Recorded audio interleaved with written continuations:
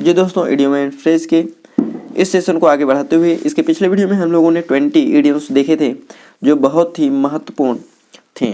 आइए आज हम लोग फिर वही 20 इडियम्स एंड फ्रेज को देखते हैं जो आपके एग्जाम के लिए बहुत ही महत्वपूर्ण है। आइए आज का हम लोगों का पहला इडियम्स है, दिया हुआ है in black and white. In black and white मतलब लिखित में।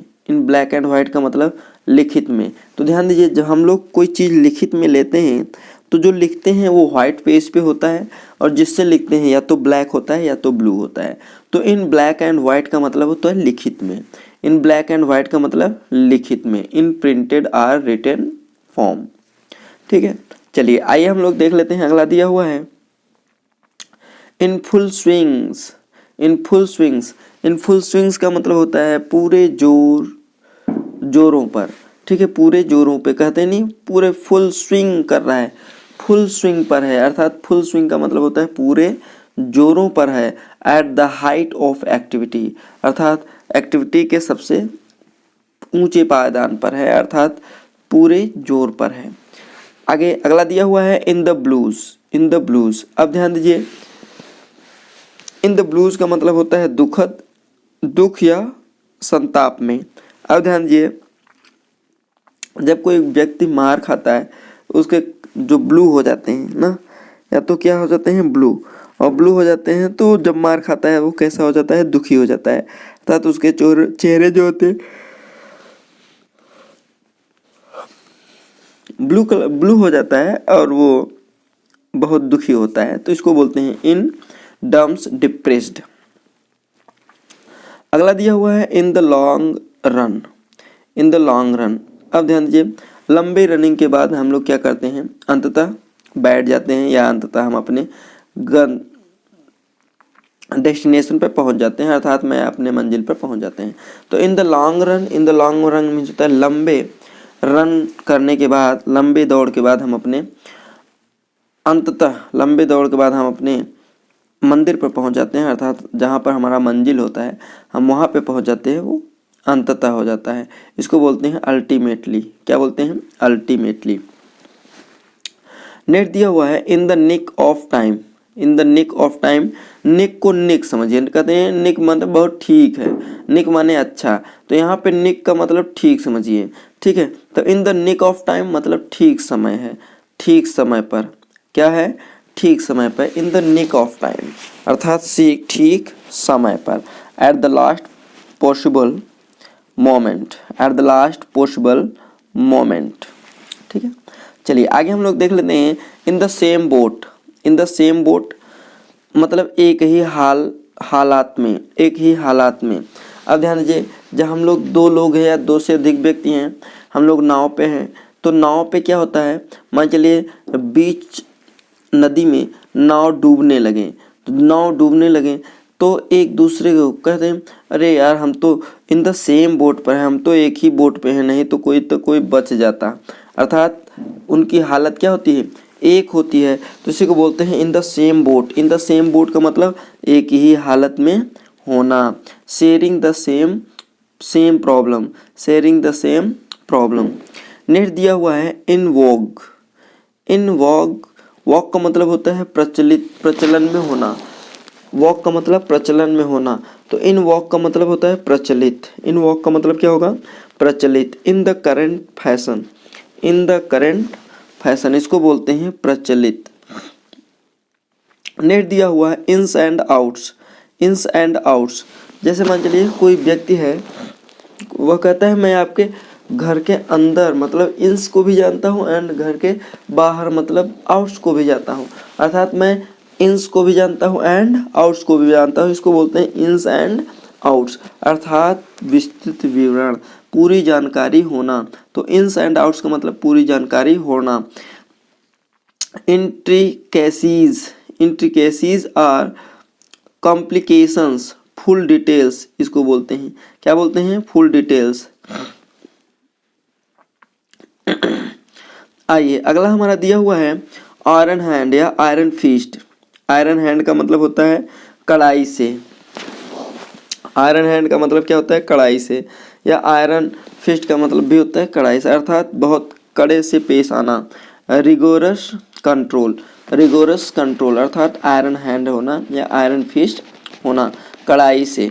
ठीक है, नेक्स्ट दिया हुआ है एचिंग पाम। एचिंग का मतलब होता है खुजली होना, एचिंग पाम का मतलब खुजली होना। अब ध्यान दीजिए, अगर कोई व्यक्ति एक बार रिश्वत लिया होता है, पाम माने क्या होता है, पाम माने हथेली होता है, तो अगर कोई व्यक्ति एक बार रिश्वत ले लिया हुआ है तो उसके हाथ में हमेशा खुजली होती रहती है बार बार रिश्वत लेने की, तो इसको बोलते हैं एचिंग पाम। का मतलब होता है रिश्वत लेने की आदत होना, रिश्वत लेने की आदत होना, अर्थात इसको बोलते हैं craving for bribes, craving for bribes.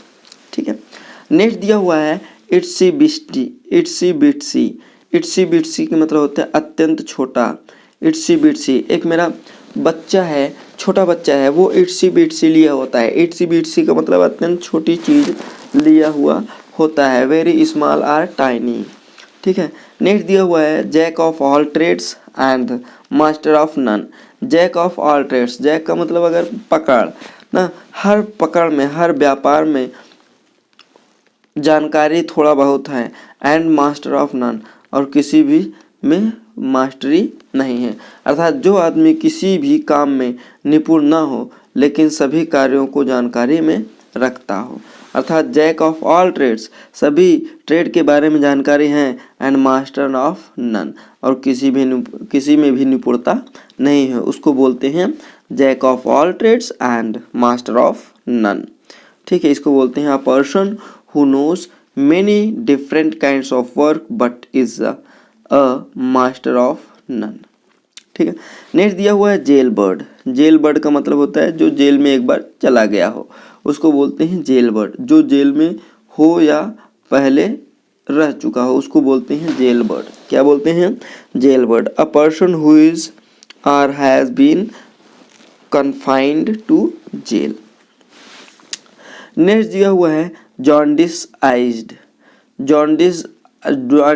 Eyes का मतलब होता है पक्षपातपूर्ण दृष्टिकोण, पक्षपातपूर्ण दृष्टिकोण, इसको बोलते हैं jaundiced eye, to look at somethings with a prejudiced view. ठीक, चलिए आगे हम लोग देख लेते हैं। हमारा अगला इडियम्स दिया हुआ है, कह रहा है जुडस किस। जुडस किस मीन्स होता है धोखेबाज। जुडस मीन्स क्या होता है? धोखेबाज।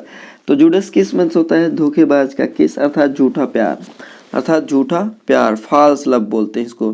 क्या बोलते हैं? फॉल्स लव, जुडस किस। जुडस किस मीन्स होता है झूठा प्यार। नेक्स्ट दिया हुआ है jump to a conclusion. Jump to a conclusion, jump माने कूद जाना, टू अ कंक्लूजन माने निष्कर्ष पे ही, अर्थात अंतिम पड़ाव पर ही आ जाना है, अर्थात निष्कर्ष पे ही आ जाना। तो बिना सोचे समझे नतीजे पर पहुंच जाना, उसको बोलते हैं जंप टू अ कंक्लूजन। इसको बोलते हैं to come to a conclusion prematurely. Next दिया हुआ है कंगारू कोर्ट। कंगारू कोर्ट जानते हैं गैर कानूनी न्यायालय। कंगारू कोर्ट का मतलब गैर कानूनी न्यायालय, एन इल्लीगल कोर्ट। आप लोग जानते हैं कंगारू ऑस्ट्रेलियाई खिलाड़ी से समझिए। ऑस्ट्रेलियाई खिलाड़ी क्या होते हैं? कंगारू कहलाते हैं, लेकिन वो क्या होते हैं? बेईमानी की तरह कार्य करते हैं, अर्थात बेईमान की तरह कार्य करते हैं। गैर कानूनी न्यायालय में गैर कानूनी काम करते हैं। गैर कानूनी का मतलब नियम कानून को गैर समझते हैं, इसलिए कंगारू कोर्ट समझिए। तो कंगारू कोर्ट मतलब गैर कानूनी न्यायालय।